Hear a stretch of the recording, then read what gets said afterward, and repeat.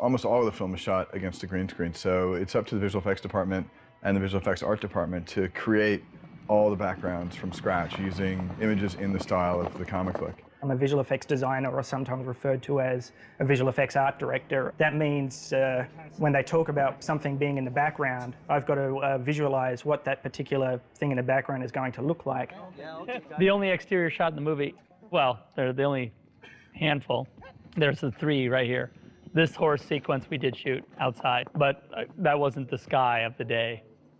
I will take the dailies footage and I can literally grab those still frames, load them up in Photoshop, pull a key off of the blue screen and start illustrating what the final visual effects shot is going to look like based off of the footage we shot the day before. I think at that point it became more exciting because you start to really see, even in sort of skeletal stages, what's coming and what's happening. And I think you get even more into it then, and you get momentum, and when you start seeing those things come alive, it's really exciting, you know.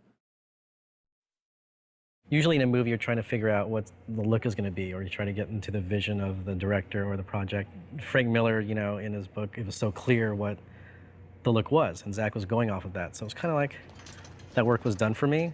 So in a way, that was easy. But how do you interpret, you know, a book into 3 dimensions, or how do you make print come alive in film? The lighting in this movie is really basically, it's trying to do 2 things. It's trying to simulate the look of the comic book and give us a nice, even base of lighting from which we can do the crush. One of the things that I think is really overlooked, but I think really evident in 300 is that when you blow out a highlight, if you did that in a real photograph, the sky would be white. And that's not what happens in 300. The highlights are blown out, but the sky still has detail. And in some ways, even though that sounds super simple, it's incredibly sort of different from the way you see. One of the devices that we use to create that high contrast look is called crushing, where we take all the digital information in the film at the low end, which is towards the blacks, and all the digital information at the high end, which is towards the whites, and we compress it so that there's a lot less information, but there are a lot more black portions of the image and a lot more white portions. What eventually winds up happening is the contrast lines, where the blacks feather into the mid-range, are very smooth and very much like Frank's drawings. It also takes the colors in the mid-range and makes them blossom so that it has a very painterly effect. It looks a little bit like some of the watercolor washes that Frank uses. It affects, of course, the way we do then everything else. Do a film based on a graphic novel, we need to colorize things in a particular graphic way. Otherwise, it basically becomes a contemporary, you know, historical epic, which wasn't Zach's intention, you know, and he said that straight up.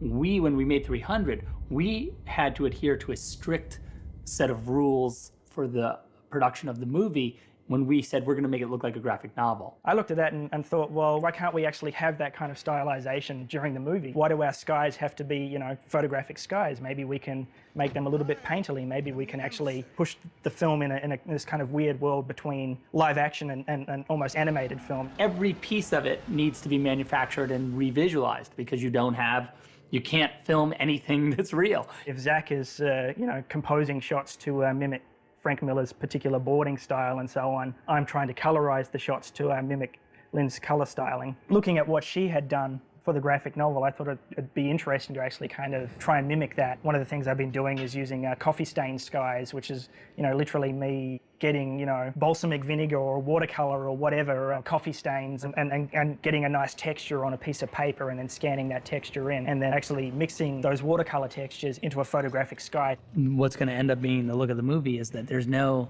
difference between what's real and what's virtual. It allows you to have these actors and to have them play very believable characters in a very fantastic world.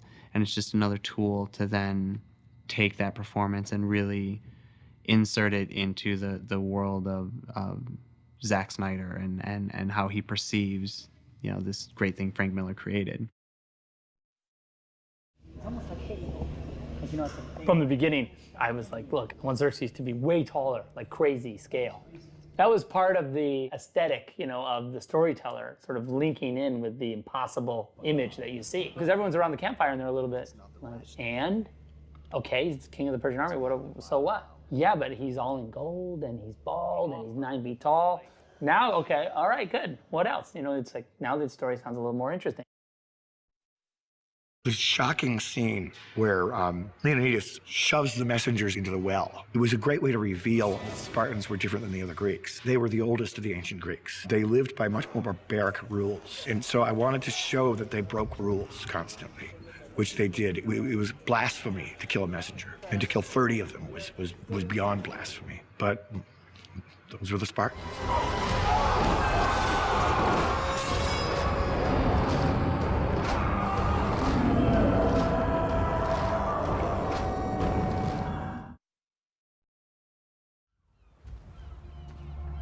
I think of any movie I've done, this has the highest number of difficult shots. In terms of the visual effects elements that we shot 8,631 visual effects elements. It's my record. Let me guess. You must be Xerxes. The trick of this scene really is the huge height differential. Xerxes is supposed to be 7.5 feet tall. He's played by Rodrigo Santoro. But in actuality, Rodrigo and Jerry Butler are exactly the same height. So we had to figure out a way to make these two characters a drastically different size, but keep the quality of the interaction natural and convincing and not draw the viewer out of the movie. Frank's book shows that Xerxes is almost a head and a half taller than Leonidas. So we did a test of that. And so the 10-foot version of Xerxes was outrageous. He just looked like a giant. He just looks huge. So we made him 8 feet tall, and that still looked a little big. So we went to 7 feet. He looked a little small at 7 feet, so we settled on 7.5. We totally had to come down to 7.5 feet from 10 feet because of the ridiculousness of 10 feet. 7.5 feet tall for two actors that are the exact same size, it just shows how over the top Xerxes is too. Everything about him is over the top, so scale is also. Let us reason together. Some of the work we did just in camera. You know, since a camera only has one eye, it's limited in its ability to tell the difference between a big object far away and a small object close up. Leonidas was shot with one camera, and Xerxes was shot with another camera. The camera that shot Xerxes was using the same perspective that it would have if it had shot him normally. It was just a little bit closer. When they were acting, Rodrigo had this teeny little cherry that he had his hands on, a little cherry head that was stuck on the thing. Jerry Butler, on the other hand, had to look over the top of Rodrigo's head because he was looking at something that was supposed to be taller than Rodrigo really was. We would put a laser sometimes on the green screen, way back. And so those were the two tricks we kind of used to scale.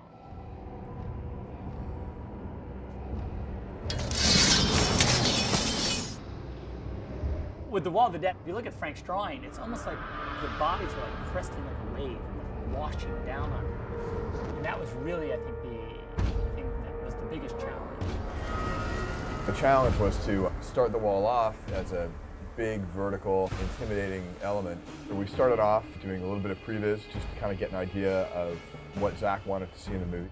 Chris and I talked about it a lot, about what the aesthetic of the fall would be. And we decided we really need to see him get hit by a body, to see him, fall down. We couldn't reset and do it a bunch of times because it took a long time to carry the bodies and put them up and then dump them down. So Chris came up with this idea of shooting the same drop with 3 cameras to allow us to get all 3 plates at once. And also to have continuity between the fall because it actually gave us the foreground, the midground, and the background all in one take. That worked out really cool.